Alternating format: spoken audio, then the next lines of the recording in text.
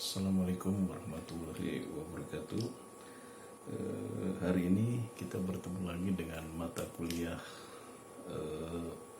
etika profesi yang nanti pada pembahasan kuliah ini adalah tentang tinjauan regulasi kejahatan di internet. Ya, kita akan membahas beberapa mulai dari definisi apa itu kejahatan via internet atau kita sebut dengan cybercrime. Kemudian apa saja menjadi karakteristik kejahatan di internet tersebut ya. Kemudian tentu kita akan membahas mengenai pasal-pasal dalam undang-undang ITE. Maka untuk perkuliahan ini maka saya harapkan Anda sudah mendownload undang-undang ITE terbaru. Nanti kita pembahasannya yaitu berdasarkan undang-undang ITE tersebut. Para mahasiswa sekalian, kalau kita lihat bahwa perkembangan teknologi internet, di satu sisi teknologi internet itu banyak mendatangkan kemanfaatan teknologi. Ya, misalkan bagaimana sebuah proses bisa efektif dan efisien, bagaimana sebuah pasar dalam hal bisnis bisa diraih secara luas, bagaimana akses interkoneksi menjadi lebih mudah dan sebagainya ya, sehingga kehidupan ini dipermudah dengan internet tersebut. Mungkin kalau kita lihat pandemi Corona ya, COVID-19 saat ini kita agak terbantu pekerjaan kita ini karena teknologi ini, mulai dari sistem pendidikan, bisnis ya, terus kemudian pelayanan dan sebagainya, kita terbantu dengan adanya teknologi internet ini. Tapi untuk pembahasan kuliah ini kita mungkin lebih banyak membahas mengenai akses daripada internet itu bisa menimbulkan sebuah kejahatan, bisa menimbulkan sebuah peluang kriminalitas atau kejahatan. Tentu dalam hal ini yang namanya juga kejahatan pasti melanggar hukum ya. Anda sebagai mahasiswa IT tentunya harus tahu mengenai mana-mana yang termasuk dengan cybercrime, dan kemudian pasal-pasal berapa atau dalam ayat undang-undang ITE adalah ayat-ayat berapa yang bisa dianggap melanggar hukum. Oke, kita mulai saja pada PowerPoint yang sudah saya buat, yaitu mengenai tinjauan regulasi kejahatan internet. Oke, kita lihat sini. Oke, agak lebih jelas lagi, maaf kurang maju dikit. Oke. Di sini judulnya adalah tinjauan regulasi kejahatan melalui internet atau yang disebut dengan cybercrime. Ya, oke. Kita bahas selanjutnya. Ya. Kalau kita lihat definisinya dulu, yaitu mengenai definisi itu batasan bentuk-bentuk kejahatan yang ditimbulkan karena pemanfaatan teknologi internet. Jadi di sini definisinya adalah bentuk kejahatan ya yang ditimbulkan karena pemanfaatan teknologi internet. Jadi kalau tidak menggunakan teknologi internet itu bukan dianggap sebagai cybercrime atau kejahatan, kan dari cyber sendiri artinya adalah dunia virtual, dunia maya atau internet. Jadi di sini ada penekanannya pemanfaatan teknologi internet ya. Oke, jadi apa sih karakteristik daripada cybercrime ini?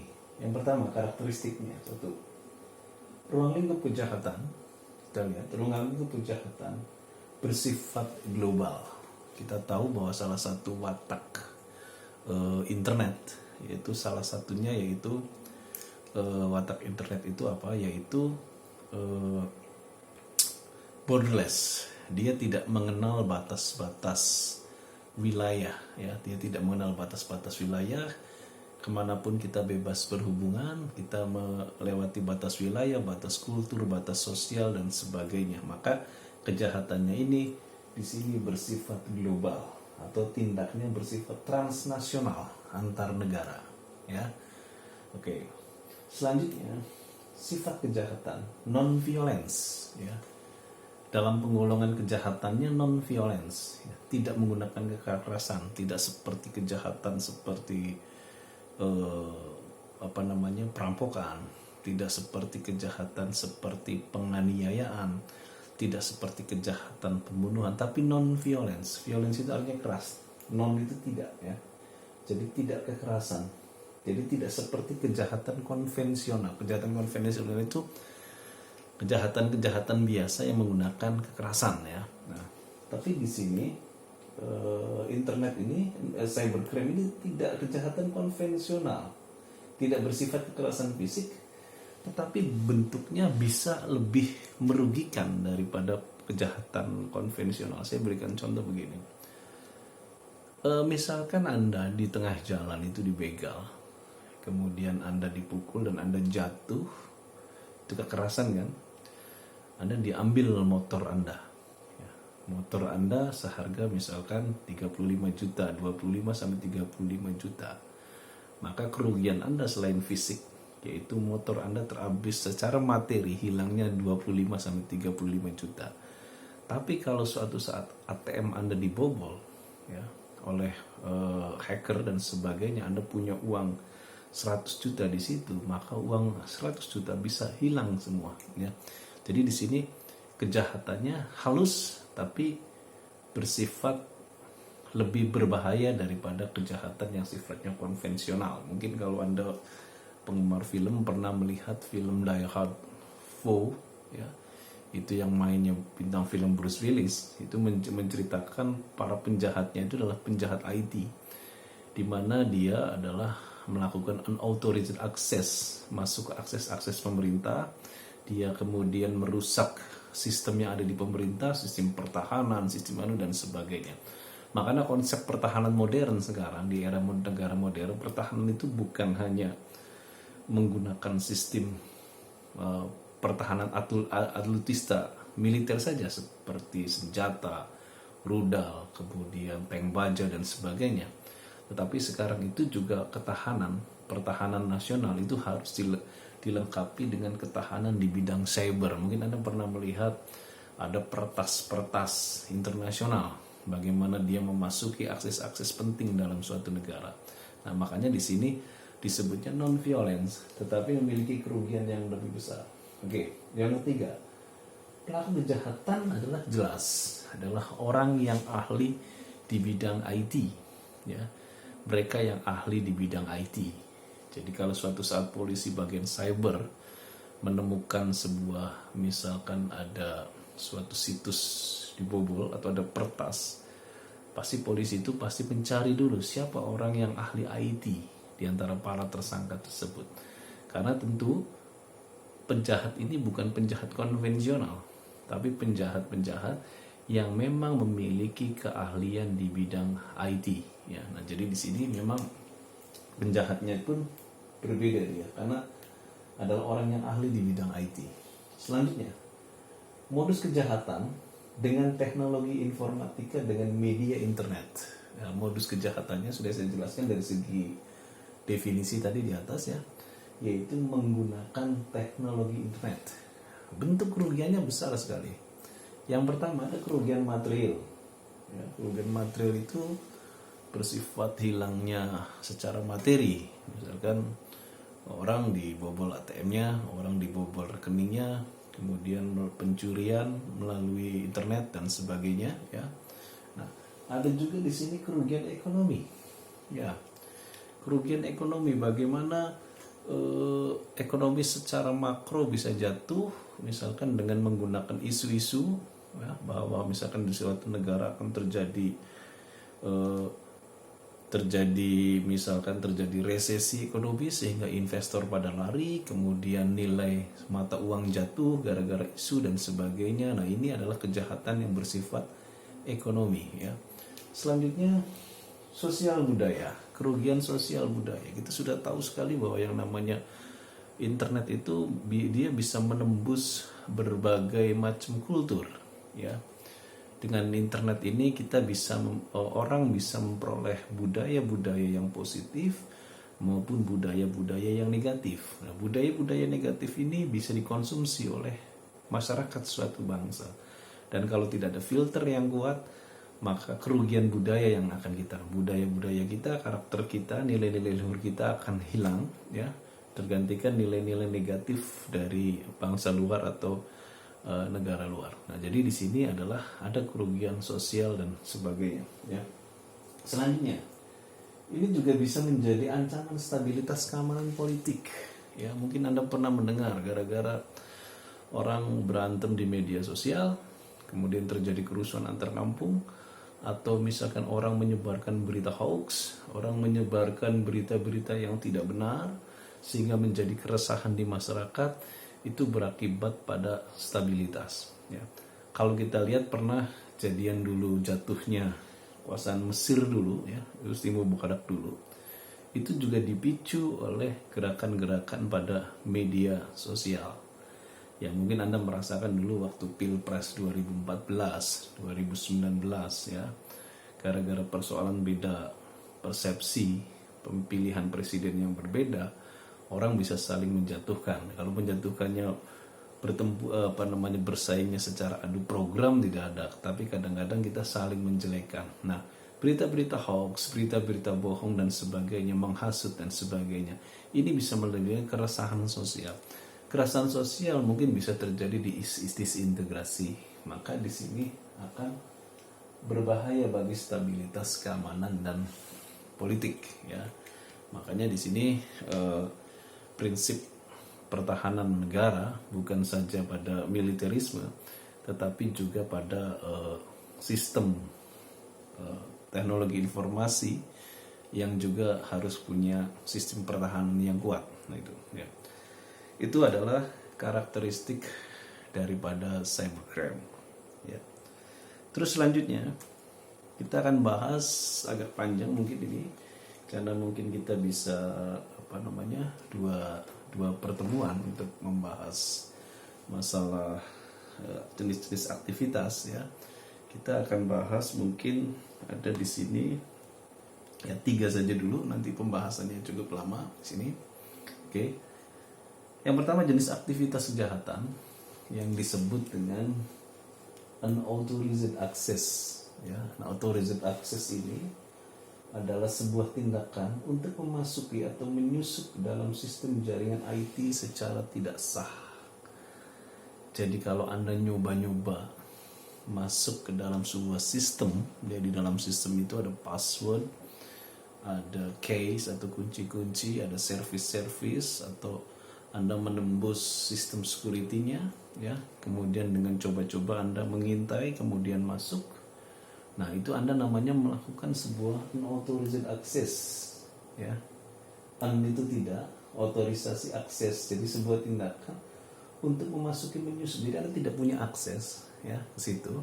Tapi Anda coba menyusup atau masuk. Ya, contoh probing atau post scanning, Anda bisa lihat di Google, ya. Itu ada tindakan melacak kunci-kunci atau service-service apa saja yang tersedia di server target agar bisa masuk. Jadi ada di sini penjahatnya ini dia mencoba masuk sebuah sistem secara tidak sah, ya. Nah, oke, apa sih undang-undangnya di sini? Ada diatur dalam Undang-Undang ITE pasal 30 ayat 1, yaitu bab 7. Kita lihat di sini bunyinya, ya. Pasal 30 ayat 1, 2 dan 3. Kita baca di sini. Anda silakan dibuka di Undang-Undang 3. Pasal 30 bab 7, ya. Ini ada di sini. Pasal bab 7, pasal 30 ayat 1, 2 dan 3, ya. Pasal 30 ayat 1, setiap orang dengan sengaja atau tanpa hak atau melawan hukum mengakses komputer atau sistem elektronik milik orang lain dengan cara apapun. Ya, saya ulangi lagi. Di sini tidak ada, saya bacakan, saya dengarkan. Setiap orang dengan sengaja dan tanpa hak melawan hukum mengakses komputer dan sistem elektronik milik orang lain dengan cara apapun. Ini pasal ayat 1. Ayat 2-nya, setiap orang dengan sengaja dan tanpa hak atau melawan hukum, ya, mengakses komputer atau sistem elektronik dengan cara apapun dengan tujuan memperoleh informasi elektronik. Jadi masuknya tidak sah. Tujuannya untuk memperoleh informasi elektronik atau Anda ingin mencuri atau melihat sebuah dokumen yang sesungguhnya dokumen itu tidak boleh terbuka. Nah, itu juga namanya unauthorized access yang diatur pasal 30 ayat 2. Selanjutnya pada pasal 30 ayat 3, setiap orang dengan sengaja dan tanpa hak atau melawan hukum mengakses komputer atau sistem elektronik dengan cara apapun dengan menerobos, cracker Anda melakukan, melantai atau menjebol sistem pengamanan, maka Anda melanggar pasal 30 ayat 3. Nah, jadi di sini diatur dalam undang-undang ITE. Ya, makanya Anda sambil mendengarkan kuliah saya di video YouTube ini, saya harapkan Anda bisa mendownload undang-undang ITE. Jadi Anda sambil bisa baca di situ ya. Selanjutnya, yang ketiga, illegal contents. Ya. Apa itu illegal contents? Memasukkan data atau informasi ke internet tentang suatu hal yang tidak benar. Nah, jadi Anda memasukkan konten itu bisa Anda menulis status, Anda menulis di status di Facebook, di Twitter, atau yang sifatnya ke publik, ke umum, ya, yang dibaca oleh umum, sesuatu yang tidak benar, ya, tidak etis di masyarakat, dapat melanggar hukum atau mengganggu atau melanggar ketertiban umum. Nah, nanti apa saja ini yang termasuk illegal contents? Contoh, penyebaran berita hoax, ya, berita yang tidak benar, pengunggahan pornografi, ya, pornografi itu bukan dalam bentuk gambar saja, bukan dalam bentuk film saja, tetapi kata-kata yang tidak senonoh, atau ini juga bisa dianggap pornografi, ya. Perjudian online, karena di Indonesia judi adalah ilegal, ya. Konten fitnah, ya, fitnah itu biasanya pada seseorang, pada lembaga dan sebagainya, ya, yang sama dengan isinya sebenarnya tidak benar, sesuatu yang tidak benar. Pencemaran nama baik, ya, pencemaran nama baik itu adalah juga tidak benar. Jadi sebetulnya orang itu tidak melakukan apa-apa, terus kemudian Anda menuduh orang itu melakukan sebuah tindakan-tindakan yang negatif. Nah, itu juga pencemaran nama baik dan bisa dituntut oleh orang tersebut. Atau konten provokatif bersifat sara. Sara itu suku, agama, ras, dan antar golongan. Nah, ini adalah juga ini. Mungkin Anda pernah mendengar sekarang bagaimana sebuah demonstrasi di Amerika gara-gara seorang warga negara kulit hitam yang kemudian dianiaya polisi sampai meninggal. Kalau kita lihat sampai sekarang itu banyak demonstrasi bukan saja di penjuru Amerika sampai juga keluar negeri seperti di Iran dan Hong Kong. Itu kan apa? Kecepatannya karena pengaruh media sosial, pengaruh internet. Karena yang namanya sara itu harus hati-hati, ya. Sara itu kita tidak boleh dalam internet itu, atau Anda membuat status itu, kita tidak boleh menyinggung kebencian antar suku, kebencian antar agama, kebencian ras itu warna kulit seperti yang terjadi di Amerika itu. Karena di Amerika itu konfliknya adalah ras biasanya, yaitu warna kulit, baik kulit hitam, kulit putih, dan antar golongan. Ya, antar golongan itu seperti pilihan presiden, antar golongan partai politik dan sebagainya. Nah, ini semuanya mengandung massa ini, ya. Nah, kita akan bahas pasal bab 7, ya. Pasal 27. Kita lihat bab 7 Undang-Undang ITE.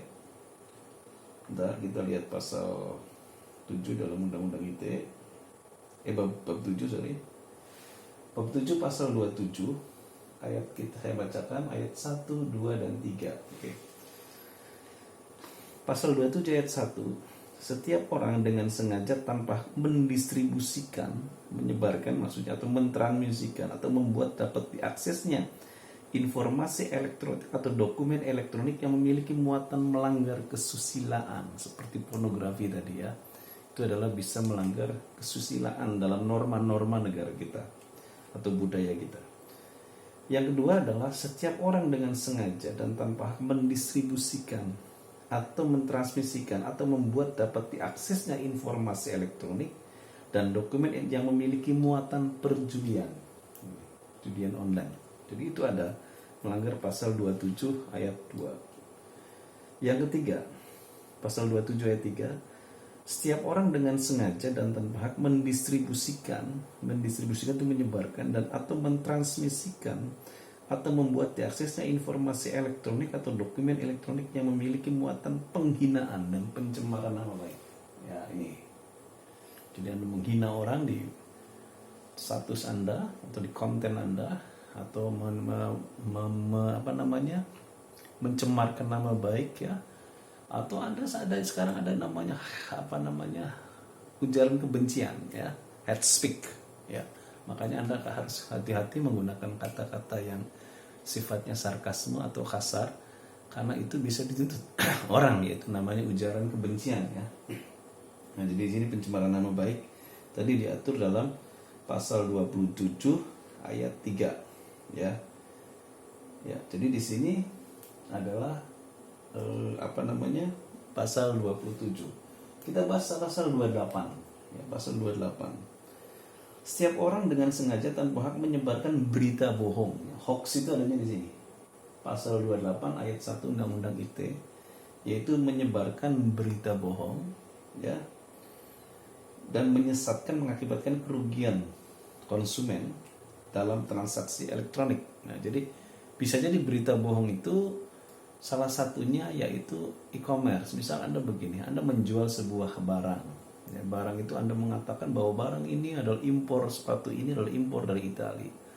Ternyata bukan dari Italia, ternyata bikinan dalam negeri misalnya, sehingga orang itu kecewa. Nah, itu namanya berita bohong dalam bisnis, ya. Kemarin juga minggu kemarin sudah kita bahas mengenai etika dalam menggunakan bisnis via internet yang disebut dengan e-commerce, ya. Selanjutnya adalah pasal 28 ayat 2 kita bahas, yaitu konten provokatif sara. Pasal 28 ayat 2, setiap orang dengan sengaja dan tanpa hak menyebarkan informasi, ya, yang ditujukan untuk menimbulkan rasa kebencian, ya, atau permusuhan individu atau kelompok masyarakat tertentu berdasarkan suku, agama, ras, dan antar golongan. Jadi dia kebencian masalah suku, misalkan Anda menghina suku A, dengan suku A menghina Anda sebagai suku B, atau Anda menghina masalah agama orang lain, ya. Karena agama itu kan menyangkut sesuatu yang hakiki, menyangkut perasaan mengenai keyakinan beragama. Terus kemudian Anda bicara masalah etnis, ya, menghina etnis orang lain. Nah, itu juga bisa menimbulkan rasa kebencian tadi, ya, maksud dengan yang dibahas dalam pasal 28 ayat 2, ya. Oke, untuk bahasan terakhir hari ini yaitu mengenai penyebaran virus. Virus ini bukan virus ke tubuh manusia, ya, bukan